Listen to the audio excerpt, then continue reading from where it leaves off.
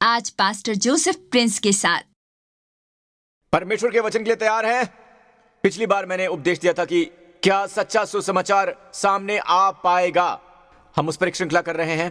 पिछली बार जिसका उपदेश दिया था वो भाग 2 था। और याद रखिए कि सुसमाचार वो है जिसकी आज दुनिया को जरूरत है। जब हम कहते हैं कि सुसमाचार, तो इसका मतलब होता है अच्छी खबर।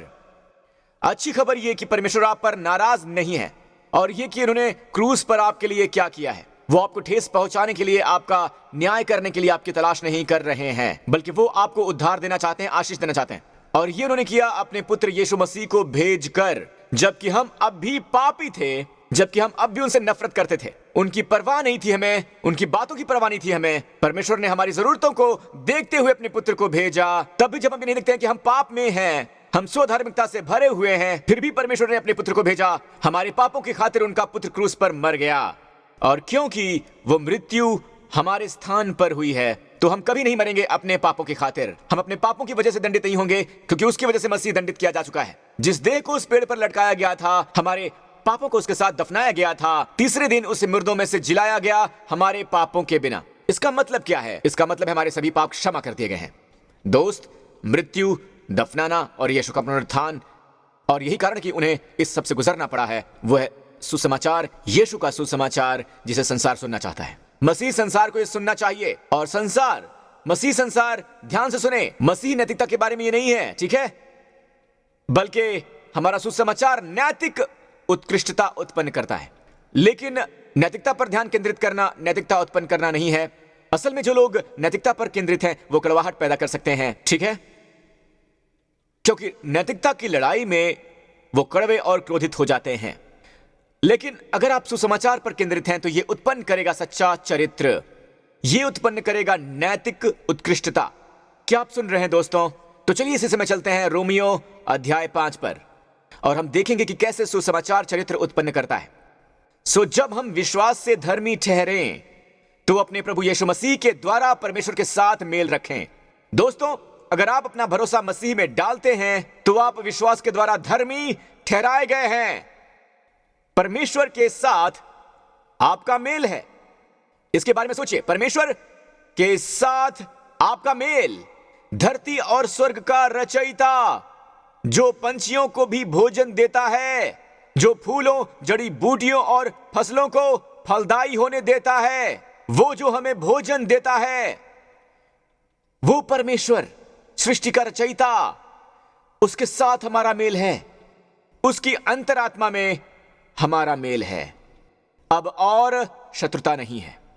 सभी तरह की शत्रुता का समापन हो चुका है, और अब और लड़ाई नहीं है। हमारा परमेश्वर के साथ मेल है। आपको पता है कैसे? हमारे प्रभु यीशु मसीह के द्वारा विश्वास से धर्मी ठहर कर। तो जब बात हमारे अतीत की होती है, ऑलराइट, तो जो कुछ भी आपने अतीत में किया है, जो भी बुरा आपने किया है, आपने जितनी भी परमेश्वर की निंदा की है, उससे नफरत की है, आमीन, जितना आप स्वयं के लिए जिए हैं, अपने लाभ के लिए जितना आपने लोगों का इस्तेमाल किया है, कितने ही आप बुरे क्यों ना हो, कितने अपरमेश्वरीय रहे हो, मसीह में विश्वास करते ही आप विश्वास द्वारा धर्मी ठहराए जाते हैं। और प्रभु यीशु मसीह के द्वारा परमेश्वर के साथ आप मेल रखते हैं। आपके वर्तमान के बारे में क्या?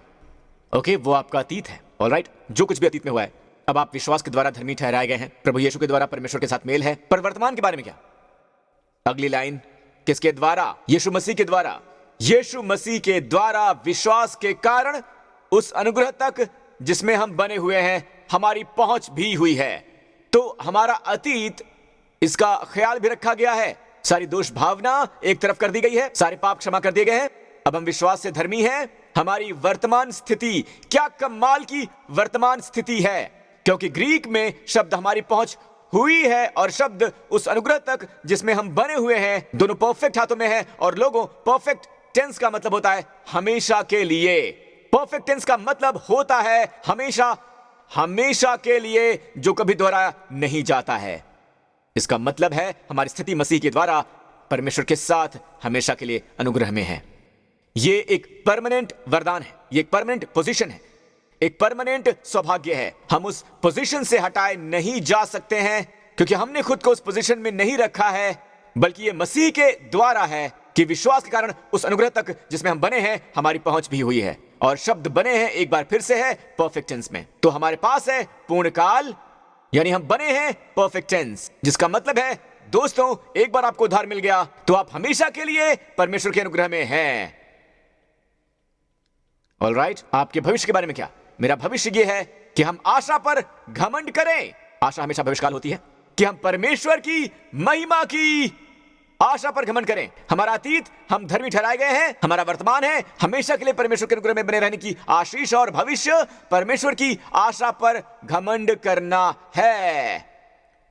देखिए दोस्तों, अगर आप इस विश्वास का समर्थन करते हैं कि कल आप किसी कमजोरी की वजह से अपना उद्धार कमा सकते हैं, जिसे आपने ध्यान में नहीं रखा है, या आपको लगता है कि शैतान ने आपको लुभाया है उस कमजोर पक्ष की तरफ, शायद अगले साल या जो कुछ भी है, अगर आप इस शिक्षा को मानते हैं कि आप अपना उद्धार गंवा सकते हैं जिसे यीशु ने आपके प्रयास के बिना आपके लिए प्राप्त किया था, पर आप इसे अपने प्रयास के द्वारा गंवा सकते हैं, अगर आप इसका समर्थन करते हैं तो आप भविष्य में घमंड नहीं कर सकते हैं। पौलुस को सिखाने के लिए कि हम घमंड करें जब तक कि हम एक भविष्य की ओर देखें, तो हम परमेश्वर की महिमा की आशा पर घमंड करें। इसका मतलब है कि वो कुछ जानता है। वो जो अनंत सुरक्षा में विश्वास नहीं करते हैं वो उसमें विश्वास नहीं करते हैं। और वो क्या है? वो है आपका पिछला औचित्य। अब आप कहां पर हैं ये आप पर निर्भर नहीं है, बल्कि ये निर्भर है प्रभु यीशु मसीह पर और उस पर जो उन्होंने क्रूस पर किया। आपका वर्तमान हमेशा बनी रहने वाली आशीष परमेश्वर के अनुग्रह में होना आप पर निर्भर नहीं है। बूझिए क्या? परमेश्वर की महिमा में आपका भविष्य भी आप पर निर्भर नहीं है, बिल्कुल भी नहीं। हम इस पर आशीषित नहीं है कि हम कौन हैं, हमने क्या किया है, हमने क्या नहीं किया है। नहीं नहीं नहीं नहीं, 1000 बार नहीं। परमेश्वर के अनुमान में यीशु मसीह के अनुसार की वो कौन है और उन्होंने क्या किया है, इस आधार पर परमेश्वर ने मेरा खाता बंद कर दिया है। इसलिए 1 यूहन्ना 4:17 इसमें लिखा है, जैसे मसीह है वैसे ही हम भी हैं। कहां? जब हम मरते हैं और स्वर्ग में जाते हैं, इस संसार में। जैसे मसीह है वैसे ही हम भी हैं इस संसार में। दूसरे शब्दों में, क्या आप समझते हैं? परमेश्वर आपका न्याय नहीं कर रहे हैं, आपका आकलन नहीं कर रहे हैं, आपको भांप नहीं रहे हैं, आपका हिसाब नहीं कर रहे हैं। आप कौन हैं, जो कुछ आपने किया है, आपने जो कुछ नहीं किया है, उसके अनुसार आपको माप नहीं रहे हैं। वो आपको नहीं देख रहे हैं उस हिसाब से। वो यीशु मसीह की ओर देख रहे हैं आपका न्याय करने के लिए। वो यीशु को देख रहे हैं कि वो आपका न्याय करेंगे और वो आपको आशीष देंगे। वो कितने भले हैं। उन्हें स्वयं से परे देखिए, मसीह की ओर देखिए। आमीन। जैसे कि वो है। तो प्रश्न पूछना बंद कर दीजिए। क्या मैं परमेश्वर को प्रसन्न कर रहा हूं? क्या मैं उन्हें खुश कर रहा हूं? प्रश्न पूछिए कि क्या परमेश्वर के दाहिने हाथ पर बैठे हुए मसीह परमेश्वर को प्रसन्न कर रहे हैं? हां या ना? जैसे वो है वैसे ही हम भी हैं इस संसार में। आमीन। ये मसीह है परमेश्वर के निर्मल अनुग्रह के अधीन पिता के दाहिने हाथ पर। वैसे ही आप भी हैं इस संसार में, क्योंकि जैसे वो हैं वैसे ही हम भी हैं इस संसार में। कितना बढ़िया है ये। इसीलिए ये देता है, ये आपके और मेरे हृदय को आराम करने की जगह देता है, जहां हमें पता चलता है कि ये हम पर निर्भर नहीं है। यदि बस हमारा उद्धार, हमारी स्थिति, यदि ये बाल बराबर भी हमारी ओर से किए गए प्रयास पर निर्भर है, तो इससे पहले समाप्त होगा, आप समाप्त हो जाएंगे। पर ऐसा नहीं है दोस्त, ये पूरी तरह से यीशु पर निर्भर है। बहुत साल पहले प्रभु ने मुझसे बात की और मुझसे कहा, पुत्र, सुकृति और अनुग्रह के साथ बस वहीं रुक मत जाना। वो कहते हैं आगे जाओ। क्या मेरा पुत्र बीमार है? मैंने इस बारे में सोचा नहीं। आप पूछते हैं क्या आप बीमार हैं, क्या मैं बीमार हूं? हम ये नहीं पूछते कि क्या आज यीशु बीमार है। हम बस ऐसे नहीं पूछते हैं, है ना? तो प्रभु कहते हैं क्या मेरा पुत्र बीमार है? तो जैसा मेरा पुत्र है वैसे ही तुम भी हो इस संसार में। आमीन। क्या हम ये समझ गए? अब हम घर जा सकते हैं। पर अभी भी हमारे पास कठिनाइयां हैं, हमारे पास अभी भी समस्याएं हैं, अब भी चुनौतियां हैं, अब भी आजमाइश है। क्यों? है ना? है ना? तो फिर क्या होता है? परमेश्वर के साथ अनुग्रह की ये स्थिति क्या है? जिस दिन से समस्याएं मुझे घेरती हैं, ये उसे कैसे अनुवादित करता है और मैं इसे कैसे देखता हूं? चलिए चलते हैं अगले वचन पर। यह कहता है कि हम परमेश्वर की महिमा की आशा पर घमंड करें। न केवल ये, पर हम महिमा भी करें। और यही है महिमा, वो शब्द, ग्रीक शब्द, जैसे परमेश्वर की महिमा की आशा पर घमंड करने के लिए पहले भी वही शब्द था। वरन हम क्लेश में भी घमंड करें। अब क्लेश ये मुसीबत से ज्यादा कुछ भी नहीं है। इसमें यह नहीं लिखा है कि ये क्लेश दूसरे लोगों की गलती है। इसमें लिखा नहीं कि ये आपकी गलती है, इसमें नहीं लिखा है कि ये शैतान की गलती है। चाहे जो भी मुसीबतें हों, यहां तक कि आपकी बनाई हुई मुसीबतें हैं, परमेश्वर कहते हैं क्योंकि अब आप धर्मी ठहरा दिए गए हैं और मैं आपका न्याय नहीं कर रहा हूं, बल्कि मैं तो आप पर अनुग्रह कर रहा हूं और आप मेरे अनुग्रह में स्थायी स्थिति में हो चुके हैं। इसे जान लीजिए कि आप पर अब भी मुसीबतें होंगी, पर संसार के लोगों की तरह नहीं होगी। आपकी परेशानियों का एक मकसद है। चलिए मकसद की ओर देखते हैं। हम परेशानियों में आनंदित नहीं होते हैं। ध्यान से सुनिएगा, पौलुस कह रहा है कि हम भी इसमें महिमा करते हैं। मैं शब्द को मुसीबत में बदल रहा हूं, ओके, क्योंकि क्लेश एक पुराना शब्द है जिसका आजकल हम इस्तेमाल नहीं करते हैं। ऑलराइट, मैं ये नहीं कहता हूं कि मेरी पत्नी मुझे परेशान करती है, मेरे ससुर मेरी सास एक परेशानी है। हम ऐसा नहीं कहते हैं। हम कहते हैं ये यहां कुछ लोगों के साथ गवाही देने जैसा लगता है। तो हम मुसीबतों में महिमा करते हैं। ये ऐसा लगता है जैसे कि यार इस बंदे को तकलीफ पसंद है, लेकिन ये वो जानना नहीं है जिसे मैं पढ़ना चाहिए कि जानकर क्या, हम विश्वासियों के लिए मुसीबतों में आनंदित होते हैं, क्योंकि जिस पल मुसीबत हमारे अनुग्रह के धरातल पर आती है तो हम जान जाते हैं कि यह मुसीबत दृढ़ता उत्पन्न करती है। मुसीबत क्या उत्पन्न करती है? दृढ़ता। और दृढ़ता क्या उत्पन्न करती है? किरदार। फिर मैं आपसे कहता हूं कि यह सब शुरू होता है विश्वास के द्वारा धर्मी ठहरा जाने से, और इसलिए मैंने कहा सुसमाचार चरित्र उत्पन्न करता है। अब यीशु के लिए दृढ़ता है चरित्र और आशा। अब आशा निराश नहीं करती है, क्योंकि पवित्र आत्मा में जो हमें दिया गया है उसके द्वारा परमेश्वर का प्रेम हमारे मन में डाल दिया गया है। अब मैं इस समय एक गोला गिराने वाला हूं आप में से उन लोगों के लिए जिन्होंने बाइबल का अध्ययन किया है। आपको पता है रोमियो की पुस्तक पूरे नए नियम की पहली पुस्तक है। अब प्रेरितों का काम है कलीसिया के बारे में, एक तरह से ऐतिहासिक कहानी की तरह, ऑलराइट। पर शिक्षा के मामले में सुसमाचार का मैग्ना कार्टा है रोमियो की पुस्तक। पर क्या आपको जानते हैं कि रोमियो की पुस्तक में पहली बार रोमियो 5:5 में, रोमियो 5:5 हमारा पवित्र आत्मा से परिचय कराया जाता है। पहली 4 पुस्तकों में पवित्र आत्मा का कोई जिक्र नहीं हुआ है। क्यों? और ना केवल पवित्र आत्मा पर साथ ही साथ परमेश्वर के प्रेम का भी जिक्र पहली बार किया गया था, पहली बार इस वचन में। क्यों? अतिरिक्त टेप के प्रति के लिए कृपया लिखिए जोसेफ प्रिंस मिनिस्ट्रीज। अब क्या आप जानना चाहते हैं क्यों? यही हमारे परमेश्वर की बुद्धिमत्ता है। रोमियो का पहला अध्याय यह बात करता है पुरुषों और उनकी विकृति और उनके पाप के बारे में। अध्याय 2 में वो बात करता है यहूदी व्यक्ति के बारे में और ये कि वो कैसे अभी पाप में है। अध्याय 3 परमेश्वर सारे जगत को पाप के अधीन कर देता है कि वो सब पर दया करे, और बाइबल कहती है कि अब परमेश्वर की धार्मिकता विश्वास से सब पर और उस सब विश्वास के लिए प्रकट होती है जिसकी गवाही व्यवस्था और भविष्यवक्ता देते हैं। और यह है अध्याय 3। अध्याय 4 ये बात करता है इब्राहिम के बारे में, जिसका यहूदी लोग आकलन करते हैं और अत्यधिक सम्मान करते हैं। आमीन। यहूदी इतिहास के सभी व्यक्तियों के मुकाबले वो इब्राहिम को अपना पिता मानते हैं, और सही भी है। और परमेश्वर ने इब्राहिम को विश्वास के द्वारा धर्मी ठहरा जाने की एक तस्वीर के रूप में इस्तेमाल किया है। इब्राहिम को परमेश्वर के सामने कैसे धार्मिक बनाया गया? परमेश्वर के सामने उसे कैसे धर्मी बनाया गया? क्या इसके लिए कि उसका खतना हुआ था? नहीं, खतना न्याय ठहराने के बाद में हुआ था। आमीन। तो क्या यह इसलिए कि वो परफेक्ट था? नहीं, उसने झूठ बोला था, परंतु कर्मों को छोड़कर वो विश्वास के द्वारा कैसे धर्मी ठहराया गया था। तो यह है अध्याय 4। वो बात करता है कर्मों के अलावा विश्वास द्वारा धर्मी ठहराए जाने के बारे में। और फिर अध्याय 5 जहां पर अभी हम हैं, दूसरे शब्दों में यह परमेश्वर की बुद्धिमत्ता है। परमेश्वर चाहते नहीं कि आप केवल अपनी भावनाओं पर, अपने स्नेहों पर ही ध्यान दें, ऑलराइट, अपने भीतर ही ना देखें। वो नहीं चाहते हैं कि आप अपने अंतरात्मा के कार्य पर ही ध्यान देते रहें, बस अपने अंदर ही। वो चाहते हैं कि आप पहले मसीह के कार्य पर ध्यान दें, अपने बाहर। इसे ऐसे कह सकते हैं कि परमेश्वर आपके लिए मसीह के कार्य में गड़बड़ी नहीं करना चाहते हैं। आप में आत्मा के कार्य के लिए वो गड़बड़ी नहीं करना चाहते हैं। आप समझ गए ना? बहुत से मसीही वो इसे कहते हैं जैसे, ओह, क्या मैं परमेश्वर के प्रेम को महसूस करता हूं? क्या मैं पवित्र आत्मा को महसूस करता हूं? मैंने कल उन्हें महसूस किया था जब वो हमारे बुरे समय में ऐसा करने के लिए कह रहे थे। मैंने उन्हें महसूस किया, मुझे आश्वासन मिला कि मैं सुरक्षित हूं, लगा कि मैं परमेश्वर के अनुग्रह के अधीन हूं। पर लगता है आज बहुत ठंड है। लगता है जैसे मसीही यही करते हैं, वो उससे नहीं चलते हैं जो मसीह ने किया हुआ है। वो परमेश्वर के वचनों के स्थापित तथ्यों के अनुसार नहीं चलते हैं, अपनी भावनाओं के अनुसार चलते हैं। और इसलिए परमेश्वर की बुद्धिमत्ता ऐसी है कि वो पहले 4 अध्यायों पर आपकी नजरें रखता है। और राइट, परमेश्वर पर, मसीह पर और आपके बाहर उनके किए गए कार्य पर। और फिर जब उसने महसूस किया कि आप उसमें विश्राम कर रहे हैं, तब वो आपको परमेश्वर के प्रेम और आप में पवित्र आत्मा के बारे में बताता है। क्योंकि कई बार आप अपने अंदर देखने लगते हैं, और राइट, आप देखने लगते हैं कि हाँ, पिछले सप्ताह मुझे याद है मैंने पवित्र आत्मा को महसूस किया था भक्ति के दौरान, पर वो वहां नहीं है, मैं खाली लग रहा हूं, शायद मैंने अपना उद्धार गंवा दिया है।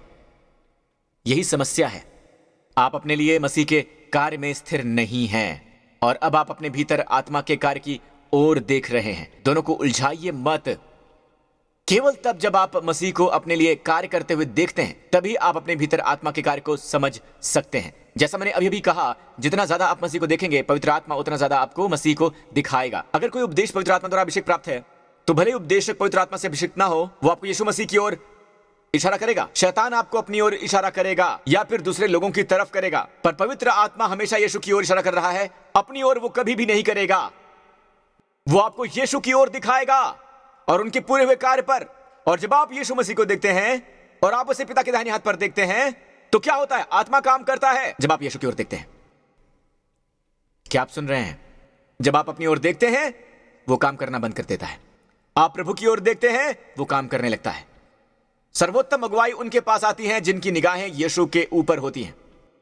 जितना आप कहते हैं कि क्या मैं अगुवाई महसूस कर सकता हूं, क्या मैं कर सकता हूं, यह अगुवाई का तरीका नहीं है। अपनी निगाहें यीशु पर रखे बिना क्या आप अपने अंदर संकेतों को सुन सकते हैं? आपके लिए मसीह के कार्य को और आप में आत्मा के कार्य को एक साथ उलझाइए मत। आप विश्लेषण खतरनाक होता है। शैतान हमेशा आपके पास आता और कहता है कि इस समस्या के बारे में आप क्या करने वाले हैं, क्या करने वाले हैं, इसके बारे में क्या करने वाले हैं, आप क्या करने वाले हैं, आप क्या करने वाले हैं। सबकी निगाहें बस आप पर हैं और अगर आप कुछ नहीं करेंगे तो बहुत बुरा हो जाएगा। अगर कुछ नहीं करोगे तो फिर दूसरों को नीचे धकेल दो, दूसरे तुम्हारे ऊपर से चढ़ जाएंगे। तुम क्या करने वाले हो? दोस्तों, रुक जाइए, जरा सोचिए और कहिए, 1 मिनट, मैं तो परमेश्वर के अनुग्रह में हूं। मैं परमेश्वर के अनुग्रह में हूं और क्रीम ऊपर की ओर उठती है। उसे धक्का देने की जरूरत नहीं होती है, ना दबाव की और ना ही संघर्ष की। आमीन। आप कठिन दौड़ लगाते हैं, आप चूहा दौड़ जीत जाते हैं, नंबर 1 चूहा बन जाते हैं। चूहों की दौड़ में शामिल मत होइए, बाहर निकलिए, आप एक चूहा नहीं हैं। आमीन, आमीन। सांस लीजिए और विश्राम कीजिए, इसे जाने दीजिए। आपको पता है, जब आप इसे जाने देते हैं तो परमेश्वर अधिकार में लेते हैं। ठीक है, इसे मत भूलिए। ये ऐसा जैसे कि पवित्र आत्मा इतने ईर्ष्यालु हैं कि आप दोबारा आत्मविश्लेषण नहीं करते हैं। ठीक उसके बाद जब वो कहता है कि परमेश्वर का प्रेम, और परमेश्वर का प्रेम हमारे मन में डाला गया है पवित्र आत्मा के द्वारा, सीधे वो आपकी आंखों को उस क्रूस पर डालता है। क्योंकि इसका मतलब है, क्योंकि जब हम निर्बल ही थे तो मसीह ठीक समय पर भक्तों के लिए मरा, भक्तिहीनों के लिए मरा, भक्तिहीनों के लिए, भक्तों के लिए। तो हम सब क्वालिफाई हो गए। ये वैसा जैसे कि वो उनके हृदय में परमेश्वर के प्रेम को डाले जाने के बाद उनका ध्यान आकर्षित करता है। उनके लिए परमेश्वर का प्रेम उनके हृदय में डाला गया पवित्र आत्मा द्वारा। जैसे पवित्र आत्मा कह रहा हो कि ओके, बहुत हो गया अपने आप को देखना, फिर से क्रूस की ओर देखो।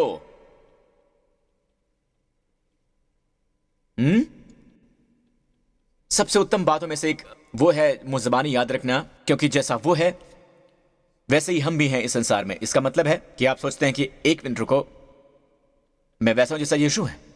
क्या यीशु को इस समय ऐसी अनुभूति हो रही है? क्या यीशु नकारा हुआ महसूस कर रहे हैं कि जैसे वो हैं वैसे ही मैं भी हूं और इस वक्त मैं बहुत ज्यादा भयभीत लग रहा हूं? ऐसा क्यों लग रहा है?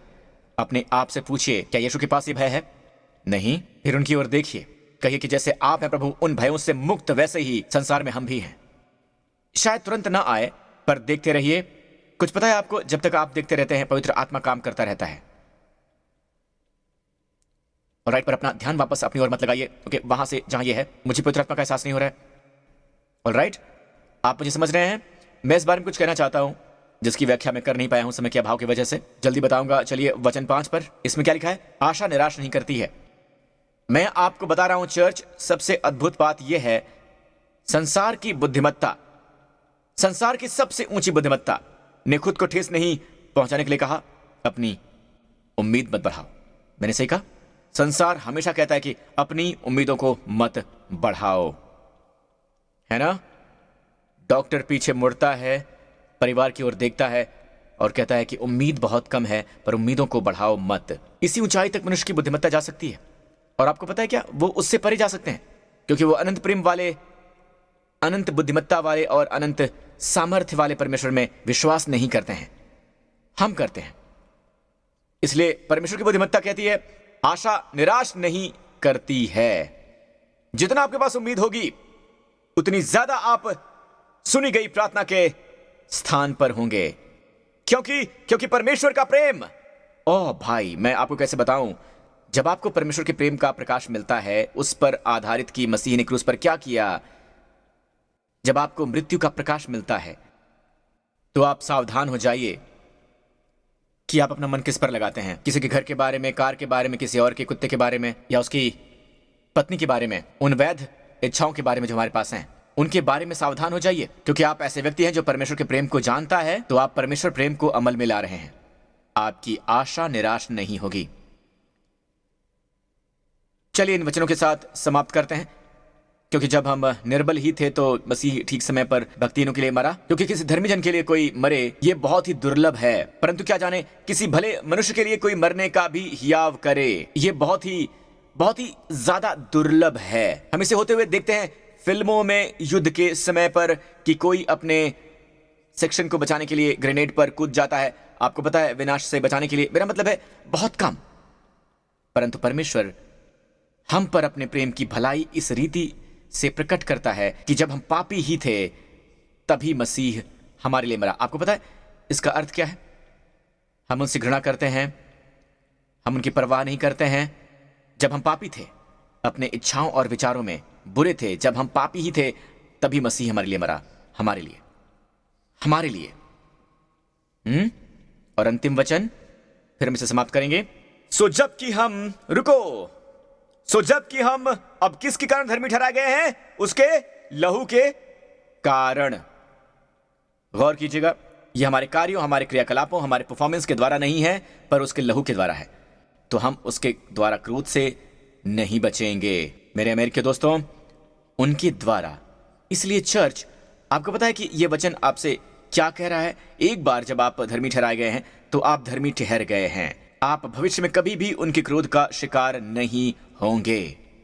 परमेश्वर आज के बाद से कभी भी आपसे क्रोधित नहीं होंगे। असल में परमेश्वर ने यशायाह 53 में यीशु के कार्य के बाद यशायाह 54 में शपथ खाई। परमेश्वर ने शपथ ली कि मैं कभी भी आपसे क्रोधित नहीं होऊंगा। आमीन। अपने सर झुकाइए, आंखें बंद कीजिए। यीशु की स्तुति हो। आमीन। सिर झुकाइए, अपनी आंखें बंद कीजिए और आपके लिए मैं प्रार्थना करूंगा। मैं उन्हें अवसर दूंगा जो आज यहाँ हैं और इस अद्भुत उद्धारकर्ता परमेश्वर के पुत्र यीशु मसीह, व्यक्तिगत उद्धारकर्ता और प्रभु से नहीं मिले हैं। आपने उन्हें अपने जीवन में नहीं स्वीकार किया है। मैं आपको प्रोत्साहित करता हूं, आपको संबोधित करता हूं, निवेदन करता हूं, अपना भरोसा मसीह में डालिए। यीशु ने कहा, मैं इसलिए आया कि तुम लोग जीवन पाओ और बहुतायत से पाओ, क्योंकि पाप की मजदूरी तो मृत्यु है। पाप की मजदूरी मृत्यु है, परंतु परमेश्वर का वरदान हमारे प्रभु यीशु मसीह में अनंत जीवन है। अगर ये आप हैं, तो आप जहां कहीं भी हों, अपने दिल से मेरे साथ ही प्रार्थना कीजिए। कहिए, हे स्वर्गीय पिता, मेरे लिए, आपके प्रेम के लिए मैं आपका धन्यवाद करता हूं। आपके पुत्र के वरदान के लिए मैं आपका धन्यवाद करता हूं, मेरे प्रभु यीशु मसीह, जो मेरे पापों की खातिर मेरे स्थान पर उस क्रूस पर मरे और अब मैं विश्वास के द्वारा धर्मी ठहरा गया हूं। आपने उन्हें मुर्दों में से जिलाया, एक घोषणा के रूप में कि मेरे सभी पाप क्षमा कर दिए गए हैं। सारे के सारे पाप क्षमा हो गए हैं। यीशु मसीह मेरे प्रभु और उद्धारकर्ता हैं। आपका धन्यवाद पिता, मैं धर्मी ठहराया गया हूं और मैं स्थायी रूप से परमेश्वर के अनुग्रह में खड़ा हुआ हूं। परमेश्वर के अनुग्रह में। पुराने नियम में जो लोगों के लिए सपने जैसा था, वो अब मेरे लिए एक सच्चाई है। आपका धन्यवाद पिता, मैं उद्धार प्राप्त हूं, शानदार ढंग से उद्धार प्राप्त, यीशु के नाम पर। और सभी लोगों ने कहा आमीन।